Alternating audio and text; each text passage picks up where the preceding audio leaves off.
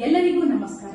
ಸ್ಫೂರ್ತಿ Ayurvedic medical college ಹಾಗೂ doctor S V. Savadi ಆಸ್ಪತ್ರೆ ಪರವಾಗಿ ತಮಗೆಲ್ಲರಿಗೂ ಹೃತ್ಪೂರ್ವಕವಾದ ಸ್ವಾಗತ. ಪಾಡ್ಕಾಸ್ಟ್ ಸರಣಿಯಲ್ಲಿ ಮೊದಲ ಸಂಚಿಕೆ ಆಯುರ್ವೇದ ಶಿಕ್ಷಣ, ಗುಣಮಟ್ಟದ ಆರೋಗ್ಯ ಹಾಗೂ ಸಂಶೋಧನಾ ಕ್ಷೇತ್ರದಲ್ಲಿ ತಮ್ಮದೇ ಆದ ವಿಶಿಷ್ಟ ಸ್ಥಾನವನ್ನು ಹೊಂದಿರುವ ನಮ್ಮ ಈ ಸಂಸ್ಥೆ ಅನುಭವಿ ವೈದ್ಯರು, ಸಮರ್ಪಿತ ಅಧ್ಯಾಪಕರು ಹಾಗೂ ಆಧುನಿಕ ಸೌಲಭ್ಯದಿಂದ ಸಾರ್ವಜನಿಕರಿಗೆ ಉತ್ತಮವಾದ ಸೌಲಭ್ಯವನ್ನು ನೀಡುತ್ತಿದ್ದೇವೆ.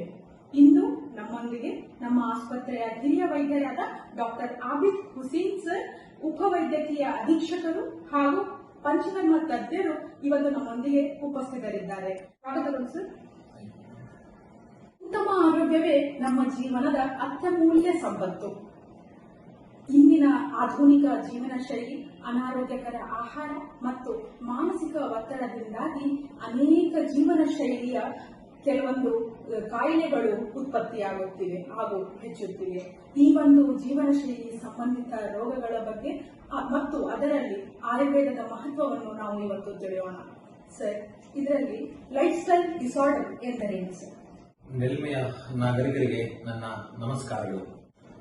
ಮೊದಲಿಗೆ ನಾನು ನನ್ನ ಮಾತನ್ನು ಶುರು ಮಾಡೋಕ್ಕಿಂತ ಮುಂಚೆ ಆಯೋಜಕರಿಗೆ ನಾನು ಈ ಮೂಲಕ ಧನ್ಯವಾದವನ್ನು ಹೇಳಲಿಕ್ಕೆ ಇಷ್ಟಪಡ್ತೇನೆ. ತಾವೀಗಾಗಲೇ ಕೇಳಿದಂಗೆ ಮೇಡಮ್, ಜೀವನ ಶೈಲಿ ರೋಗಗಳೇನು ಅಂತ ತಾವು ಪ್ರಸ್ತಾಪಿಸಿದ್ರಿ. ಬಹಳ ಇಂದಿನ ದಿನಮಾನಗಳಲ್ಲಿ ಹಾಗೂ ಇವತ್ತಿನ ಸಮಯಕ್ಕೆ ಬಹಳ ಪ್ರಸ್ತುತವಾದ ಪ್ರಶ್ನೆ ಎನ್ನುವುದು ನನ್ನ ಅನಿಸಿಕೆ. ಈ ಜೀವನ ಶೈಲಿ ರೋಗಗಳು ಹೆಸರೇ ಹೇಳುವಂತೆ ನಾವು ಜೀವಿಸುವ ರೀತಿ ಯಾವ ರೀತಿ ಹೇಳಲಾಗಿದೆ ಪುರಾತನ ವೈದ್ಯಕೀಯ ಶಾಸ್ತ್ರದಲ್ಲಿರ್ಬೋದು ಅಥವಾ ನಮ್ಮ ಪೂರ್ವಜರು ಏನ್ ನಮಗೆ ಹೇಳಿಕೊಟ್ಟಿದ್ದಾರೆ ಆ ರೀತಿಯಾಗಿ ನಾವು ಜೀವನವನ್ನು ಮಾಡದೇ ಇರುವಾಗ, ವ್ಯತಿರಿಕ್ತ ರೀತಿ ನೀತಿಗಳಿಂದ ವ್ಯತಿರಿಕ್ತವಾಗಿ ನಾವು ಜೀವನ ನಡೆಸೋದ್ರಿಂದ ಆಗುವಂತಹ ತೊಂದರೆಗಳು, ಆಗುವಂತಹ ಡಿವಿಯೇಷನ್, ಡಿಸಾರ್ಡರ್ಸ್, ಡಿಸೀಸಸ್ಗಳಿಗೆ ನಾವು ಲೈಫ್ ಸ್ಟೈಲ್ ಡಿಸಾರ್ಡರ್ಸ್ ಅಂತ ಹೇಳಿ ಹೆಸರಿಡ್ತೀವಿ.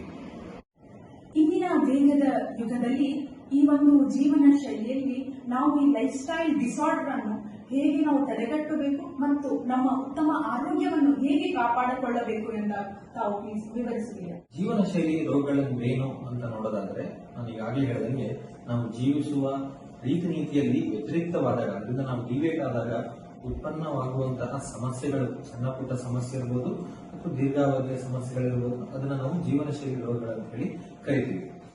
ಉದಾಹರಣೆಗೆ ಕೆಲವು ಪ್ರಮುಖ ರೋಗಗಳನ್ನು ಹೇಳೋದಾದ್ರೆ, ಮುಖ್ಯವಾಗಿ diabetes mellitus, thyroid, hypertension, ಬೊಜ್ಜು ಒಬೆಸಿಟಿ, ಈ ಹೆಣ್ಣು ಮಕ್ಕಳಲ್ಲಿ ಅನಿಯಮಿತ ಋತುಸ್ರಾವ ಅಥವಾ ಋತು ಸಂಬಂಧಿ ಸಮಸ್ಯೆಗಳು, ಈ ರೀತಿ ಅನೇಕ ಪ್ರಚಲಿತ ರೋಗಗಳನ್ನು ನಾವು ಹೆಸರಿಡಬಹುದು. ಒಂದು ನಾವು ಈಗ ಗಮನಿಸಬೇಕಾಗಿರುವಂತಹ ಅಂಶ ಏನಪ್ಪಾ ಅಂದ್ರೆ, ನಮ್ಮ ಮೆಡಿಕಲ್ ಪರಿಭಾಷೆಯಲ್ಲಿ ಆಟೋ ಇಮ್ಯೂನ್ ಡಿಸಾರ್ಡರ್ಸ್ ಅಂತ ಹೇಳಿ ಕರಿತೀವಿ.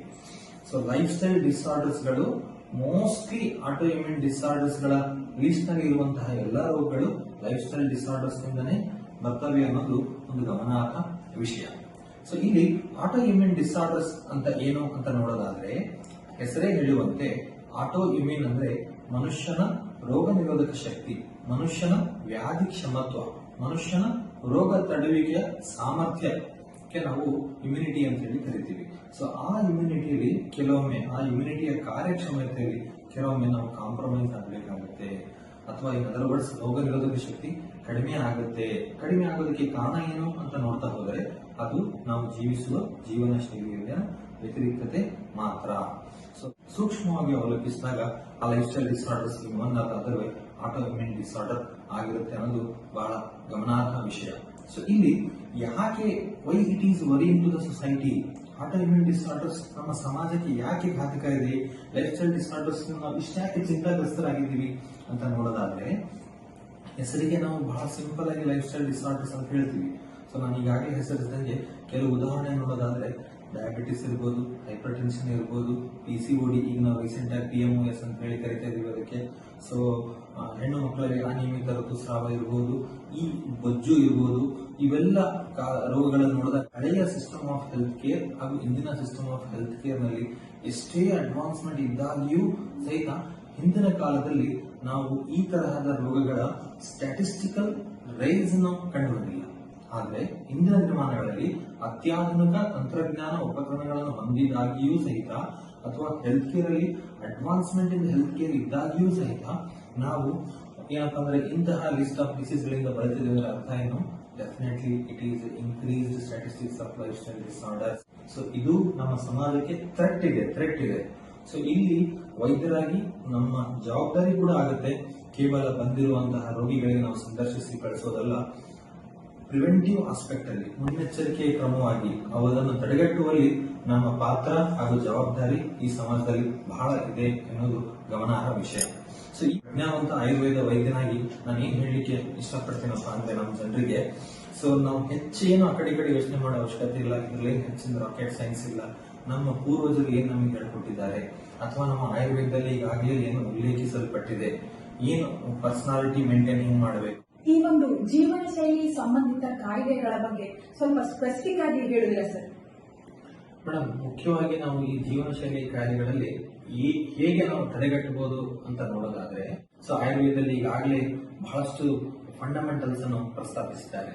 ಈ ಉದಾಹರಣೆಗೆ ನಾವು ಜೀವಿಸುವ ಜೀವನ ಶೈಲಿ ಒಂದು ದಿನಕ್ಕೆ ನಾವು ಪರ್ಸ್ಪೆಕ್ಟಿವ್ ಆಗಿ ನೋಡೋದಾದ್ರೆ ದಿನಚರ್ಯ ಅಂತ ಹೇಳಿದ್ದಾರೆ. ಸೊ ದಿನಚರ್ಯ ಅಂದ್ರೆ ಮನುಷ್ಯ ಎದ್ದಾಗಿನಿಂದನು, ನಿದ್ರೆಯಿಂದ ಎದ್ದಾಗಿನಿಂದನು ಮರಳಿ ನಿದ್ರಿಸುವವರೆಗೆ ಅಥವಾ ಮರಳಿ ಮರುದಿನ ಎದ್ದೇಳುವವರೆಗೆ ನಮ್ಮ ದಿನಚರ್ಯ ಡೇ ರೆಜಿಮನ್ ಹೇಗಿರಬೇಕು ಹಾಗೂ ರಾತ್ರಿ ಚರ್ಯ ನೈಟ್ ಟೈಮ್ ರೆಜಿಮನ್ ಹೇಗಿರಬೇಕು ಅನ್ನೋದನ್ನ ನಿರ್ದಿಷ್ಟವಾಗಿ ಹೀಗೆ ಮಾಡಬೇಕು, ಹೀಗೆ ಇರಬೇಕಂತ ಶಾಸ್ತ್ರದಲ್ಲಿ ಉಲ್ಲೇಖಿಸಿದ್ದಾರೆ. ಸೊ ಅದನ್ನ ನಾವು ಸರಿಯಾಗಿ ಪರಿಪಾಲನೆ ಮಾಡಿದ್ರೆ ನಮಗೆ ರೈಟ್ ಬಯೋಲಾಜಿಕಲ್ ಕ್ಲಾಕ್ ಅನ್ನು ನಾವು ಒಪ್ಟೈನ್ ಮಾಡೋದ್ರಲ್ಲಿ ಯಶಸ್ವಿ ಆಗ್ತೀವಿ. ಸೊ ಮುಂದುವರೆದು ನೋಡೋದಾದ್ರೆ ಋತು ಅನುಸಾರ, ಸೊ ಪ್ರತಿ 2 ತಿಂಗಳಿಗೆ ಒಂದ್ಸರಿ, ಪ್ರತಿ ತಿಂಗಳು 2 ತಿಂಗಳು ಸೇರಿ ಒಂದು ನಾವು ಋತು ಅಂತ ಹೇಳಿ ಕರಿತೀವಿ, ಪ್ರತಿ 2 ಮಾಸ ಸೇರಿ ಒಂದು ಋತು ಅಂತ ಹೇಳಿ ಕರಿತೀವಿ. ಸೊ ಋತು ಅನುಸಾರ ಕೆಲವು ಅಡಾಪ್ಟೇಷನ್ಸ್, ಕೆಲವು ಚೇಂಜಸ್ ಗಳನ್ನು ನಮ್ಮ ಶಾಸ್ತ್ರದಲ್ಲಿ ಹೇಳಿದ್ದಾರೆ. ಈ ಉದಾಹರಣೆಗೆ ನಾವು ವರ್ಷ ಋತು, ಮಳೆಗಾಲದಲ್ಲಿ ಸೋ ಅಂಡ್ ಸೋ ನಮ್ಮ ಲೈಫ್ ಸ್ಟೈಲ್ ಇರುತ್ತೆ. ಉದಾಹರಣೆಗೆ ಇಂತಹ ಬಟ್ಟೆಗಳನ್ನು ಹಾಕಬೇಕು, ಈ ರೀತಿ ರೂಮ್ ನಲ್ಲಿ ಇರಬೇಕು, ಈ ರೀತಿ ವಾತಾವರಣದಲ್ಲಿ ಇರಬೇಕು, ಈ ರೀತಿ ಆಹಾರಗಳನ್ನು ತಿನ್ನಬೇಕು, ಈ ರೀತಿ ಆಹಾರಗಳನ್ನು ತಿನ್ನಬಾರ್ದು, ಈ ಕೆಲವೊಂದು ಪಾಯಿಂಟ್ಸ್ ಗಳನ್ನು ನಾವು ಮಾಡಬಾರ್ದು, ಈ ರೀತಿ ಆಕ್ಟಿವಿಟೀಸ್ ಗಳನ್ನು ಮಾಡಬಾರ್ದು, ಸ್ವಿಮ್ಮಿಂಗ್ ಮಾಡಬಾರ್ದು, ಈ ರೀತಿ ಕೆಲವೊಂದು ಕಾರ್ಯಚಟುವಟಿಕೆಗಳ ನಿಷೇಧ ಇದೆ, ಕೆಲವೊಂದು ಕಾರ್ಯಚಟುವಟಿಕೆಗಳ ಅಡ್ವೈಸ್ ಇದೆ. ಆಹಾರದಲ್ಲಿ ಸಹಿತ ಇಂತಹ ಸ್ಪೆಸಿಫಿಕ್ ಆಹಾರಗಳನ್ನು ತಿನ್ನಬೇಕು, ಇಂತಹ ಸ್ಪೆಸಿಫಿಕ್ ಆಹಾರಗಳನ್ನು ತಿನ್ನಬಾರ್ದು ಅನ್ನುವ ಉಲ್ಲೇಖ ಇದೆ. ಸೊ ಮೀನ್ ವೈಲ್ ನಾವು ಏನ್ ಅರ್ಥ ಮಾಡ್ಕೊಬೇಕಪ್ಪ ಅಂದ್ರೆ, ಆಯುರ್ವೇದದಲ್ಲಿ ಹೇಳಿರುವಂತಹ ವಿಷಯಗಳಿರ್ಬೋದು ಅಥವಾ ಇನ್ನೂ ಸಿಂಪ್ಲಿಫೈ ಆಗಿ ಹೇಳಿದ್ರೆ ನಮ್ಮ ಮನೆಯಲ್ಲಿ ನಮ್ಮ ಪೂರ್ವಜರು ಏನು ಫಾಲೋ ಮಾಡ್ಕೊಂತ ಬಂದಿದ್ದಾರೆ, ಪ್ರತಿದಿನದ ರೆಜಿಮನ್ ಹಾಗೂ ಪ್ರತಿ ಋತುವಿನ ರೆಜಿಮನ್, ಕಾಲಾನುಸಾರ, ಋತು ಅನುಸಾರ, ಸಮಯಾನುಸಾರ ಏನು ಶಾಸ್ತ್ರದಲ್ಲಿ ಹೇಳಿದ್ದಾರೆ, ಏನು ನಮ್ಮ ಹಿರಿಯರು ಹೇಳಿದ್ದಾರೆ ಅದನ್ನು ಯಥಾವತ್ತಾಗಿ ಪಾಲನೆ ಮಾಡಿದರೆ ಸಾಕು, ನಾವು ಬಹಳಷ್ಟು ಲೈಫ್ ಸ್ಟೈಲ್ ಡಿಸಾರ್ಡರ್ಗಳಿಂದ ದೂರ ಇರಬಹುದು ಅನ್ನೋದು ನನ್ನ ಭಾವನೆ.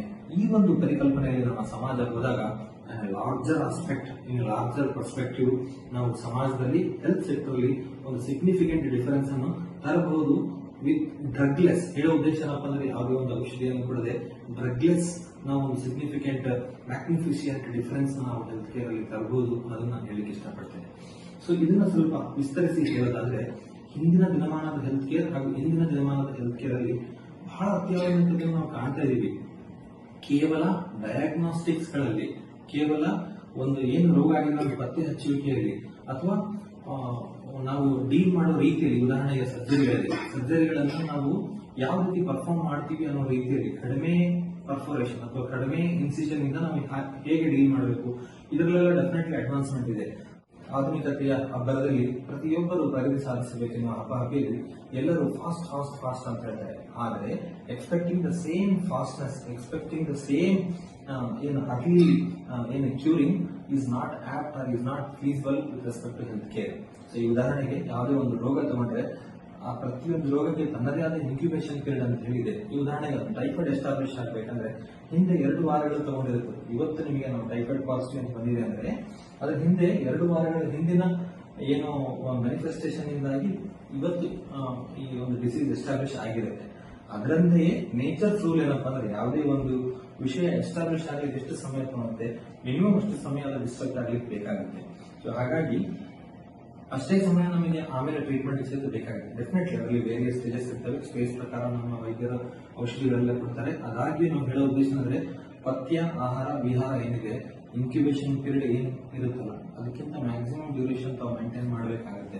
ಕೇವಲ ನಾನು 2-3 ದಿನ ಔಷಧಿ ತಗೊಂಡು ಫಾಸ್ಟ್ ಕ್ಯೂರ್ ಆಗ್ತೀನಿ, ಫಾಸ್ಟ್ ಕೆಲ್ಸಕ್ಕೆ ಹೋಗ್ತೀನಿ ಅಂತ ನಡೆಯೋದಿಲ್ಲ. ಯಾಕೆ ಈ ಮಾತು ನಾನು ಮುಖ್ಯವಾಗಿ ಹೇಳ್ತೀನಿ ಅಂದ್ರೆ, ಹೆಲ್ತ್ ಕೇರ್ ಅಲ್ಲಿ ಫಾಸ್ಟ್ ಅನ್ನೋ ಪದ ನಮ್ಮಲ್ಲಿ ಲೋ ಎಕನಾಮಿಕ್ ಸ್ಟೇಟಸ್ ಇರೋರು ಬಳಸ್ತಾರೆ, ಹೈ ಎಕನಾಮಿಕ್ ಸ್ಟೇಟಸ್ ಇರೋರು ಬಳಸ್ತಾರೆ. ಈ ಉದಾಹರಣೆಗೆ ಬಹಳ ರಿಚ್ ಪರ್ಸನ್ ಅವನು ಎಲ್ಲಾನು ಬೇಗ ಆಗಬೇಕು, ಯಾಕಂದ್ರೆ for him time is money. ಬಹಳ ಲೋ ಕ್ಲಾಸ್ ಇರುವನು ಅವನಿಗೆಲ್ಲ ಬೇಕಾಗಬೇಕು. ಯಾಕಂದ್ರೆ for him also time is ಮನಿ.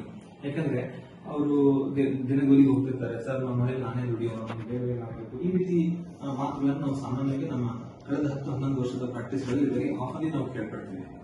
ಹೇಳೋ ಉದ್ದೇಶ ಏನಂದ್ರೆ, ಒಂದು ಯಾವ್ದಾದ್ರು ರೋಗ ಎಸ್ಟಾಬ್ಲಿಷ್ ಆದಾಗ ಆ ರೋಗದ ಸಂಪ್ರಾಪ್ತಿ ವಿಘಟನೆ ಚಿಕಿತ್ಸೆ ಮಾಡಬೇಕು, ಆ ಚೈನ್ ನಾವು ಬ್ರೇಕ್ ಮಾಡಬೇಕಂದ್ರೆ ಒಂದು ಮಿನಿಮಮ್ ಡ್ಯೂರೇಷನ್ ಅವಶ್ಯಕತೆ ಇದೆ. ಆ ಡ್ಯೂರೇಷನ್ ಆಗೋವರೆಗೆ ಸಾರ್ವಜನಿಕರು, ವೈದ್ಯರು ಹಾಗೂ ವೈದ್ಯಕೀಯ ಸಿಬ್ಬಂದಿಗಳೊಂದಿಗೆ ಸಹಕಾರ ಕೊಡೋದು ಅಷ್ಟೇ ಇಂಪಾರ್ಟೆಂಟ್ ಆಗುತ್ತೆ ಅನ್ನೋ ಒಂದು ಮೆಸೇಜ್ ಅನ್ನು ನಾನು ಈ ಮೂಲಕ ತಮ್ಮ ಒಂದು ಪ್ಲಾಟ್ಫಾರ್ಮ್ ಮುಖಾಂತರ ನಮ್ಮ ಜನರಿಗೆ ನಾನು ಹೇಳಲಿಕ್ಕೆ ಇಷ್ಟಪಡ್ತೇನೆ. Okay sir. Spoorthi Ayurvedic medical college ಹಾಗೂ ಡಾಕ್ಟರ್ ಎಸ್.ವಿ. ಸವಡಿ ಆಸ್ಪತ್ರೆಯ ಪ್ರಮುಖ ಧ್ಯೇಯ ಮತ್ತು ಈ ಒಂದು ಇಲ್ಲಿ ಸಾರ್ವಜನಿಕರಿಗೆ ಸಿಗುವಂತಹ ಸೌಲಭ್ಯಗಳ ಬಗ್ಗೆ ಪ್ಲೀಸ್ ಅದನ್ನ ನಮ್ಮ ವೀಕ್ಷಕರಿಗೆ ತಿಳಿಸಿಕೊಡಿ ಸರ್. ಮೇಡಮ್, ತಮಗೆ ಈಗಾಗಲೇ ಗೊತ್ತಿರುವ ಹಾಗೆ ಸ್ಫೂರ್ತಿ ಆಯುರ್ವೇದ ಮಹಾವಿದ್ಯಾಲಯ ಹಾಗೂ ಡಾಕ್ಟರ್ ಎಸ್.ವಿ. ಸವಡಿ ಆಯುರ್ವೇದ ಆಸ್ಪತ್ರೆ ಈ ಭಾಗದ ಜವಾಬ್ದಾರಿಯುತ ವೈದ್ಯಕೀಯ ವಿದ್ಯಾಸಂಸ್ಥೆಯಾಗಿ ನಮ್ಮಲ್ಲಿರುವ ಪ್ರತಿಯೊಂದು ವಿಭಾಗದ ವೈದ್ಯರು ಸಹಿತ ಈಗಾಗಲೇ ಜನಾನುರಾಗಿಯಾಗಿ ಕಾರ್ಯನಿರ್ವಹಿಸಿದ್ದಾರೆ. ಹೇಳುವ ಉದ್ದೇಶ ಏನಪ್ಪಾ ಅಂದ್ರೆ, ಒಂದು ಆಯುರ್ವೇದ ಮೆಡಿಕಲ್ ಇನ್ಸ್ಟಿಟ್ಯೂಟ್ ಆಗಿ ನಮ್ಮ ಭಾಗದಲ್ಲಿ ಕೇವಲ ಟ್ರೀಟ್ಮೆಂಟ್ ಕೊಡೋದು ಅಷ್ಟೇ ಅಲ್ಲದೆ ಪ್ರಿವೆಂಟಿವ್ ಆಸ್ಪೆಕ್ಟ್ ಅಲ್ಲಿ ನಾವು ಹೆಚ್ಚಾಗಿ ವರ್ಕ್ ಮಾಡ್ತಿದೀವಿ ಅನ್ನೋದನ್ನ ಬಹಳ ಹೆಮ್ಮೆಯಿಂದ ಹೇಳಲಿಕ್ಕೆ ಇಷ್ಟಪಡ್ತೇನೆ. ಈಗಾಗಲೇ ತಮ್ಮೆಲ್ಲರಿಗೂ ಗೊತ್ತಿರುವ ಹಾಗೆ 2020ರಿಂದ ನಮ್ಮ ಗಂಗಾವತಿಯಲ್ಲಿ ಡಾಕ್ಟರ್ ಎಸ್.ವಿ. ಸವಡಿ ಆಯುರ್ವೇದ ಆಸ್ಪತ್ರೆ ಚಾಲ್ತಿಯಲ್ಲಿದೆ ಹಾಗೂ ತನ್ನ ಸೇವೆಯನ್ನು ವರ್ಷದಿಂದ ವರ್ಷಕ್ಕೆ ಎಕ್ಸ್ಪ್ಯಾಂಡ್ ಮಾಡ್ತಾ ಹೋಗ್ತಾ ಇದೆ. 2023ರಿಂದ ಅಧಿಕೃತವಾಗಿ ನಮ್ಮಲ್ಲಿ BAMS ಕರಿಕ್ಯುಲಮ್ ಅಂದ್ರೆ BAMS ವೈದ್ಯಕೀಯ ಶಿಕ್ಷಣದ ಪ್ರಾರಂಭವಾಗಿದೆ. ಕೇವಲ 2 ವರ್ಷಗಳಲ್ಲಿ ನಾವು ಬೋತ್ ಆಯುರ್ವೇದದ ಪ್ರಾಕ್ಟೀಸ್ ಹಾಗೂ ಆಯುರ್ವೇದದ ಎಜುಕೇಶನ್ ಎರಡರಲ್ಲಿ ಸಹಿತ ಸಿಗ್ನಿಫಿಕೆಂಟ್ ಡಿಫರೆನ್ಸ್ ಅನ್ನು ತೋರಿಸುವಂತ ಮ್ಯಾಗ್ನಿಫಿಷೆಂಟ್ ಆಗಿ ಬೆಳೀತಿದೀವಿ ಅನ್ನೋದನ್ನ ಬಹಳ ಹೆಮ್ಮೆಯಾಗಿ ಹೇಳಲಿಕ್ಕೆ ಇಷ್ಟಪಡ್ತೀನಿ. ಅಮೂಲ್ಯ ಸಮಯವನ್ನು ನೀಡಿ ಉಪಯುಕ್ತ ಮಾಹಿತಿಯನ್ನು ಹಂಚಿಕೊಂಡಿದ್ದಕ್ಕಾಗಿ ಧನ್ಯವಾದಗಳು ಸರ್. ನಿಮ್ಮ ಮಾರ್ಗದರ್ಶನ ಸಾರ್ವಜನಿಕರಿಗೆ ಖಂಡಿತವಾಗಿಯೂ ಪ್ರಯೋಜನವಾಗಲಿದೆ. ನಮ್ಮ ಸ್ಫೂರ್ತಿ, ನಮ್ಮ ಹೆಮ್ಮೆ.